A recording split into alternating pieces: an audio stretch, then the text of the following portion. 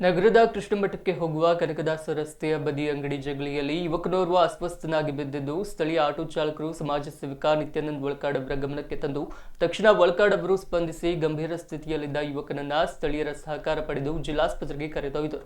ಕುಮಾರ್ ಎಂಬಾತ ಶಿವಮೊಗ್ಗ ಶಿಕಾರಿಪುರ ಎಂದು ಹೇಳಿಕೊಂಡಿದ್ದಾನೆ. ಯಾರಾದರೂ ಸಂಬಂಧಿಕರು ಇದ್ದಲ್ಲಿ ಜಿಲ್ಲಾಸ್ಪತ್ರೆ ಸಂಪರ್ಕಿಸಲು ಸೂಚಿಸಲಾಗಿದೆ.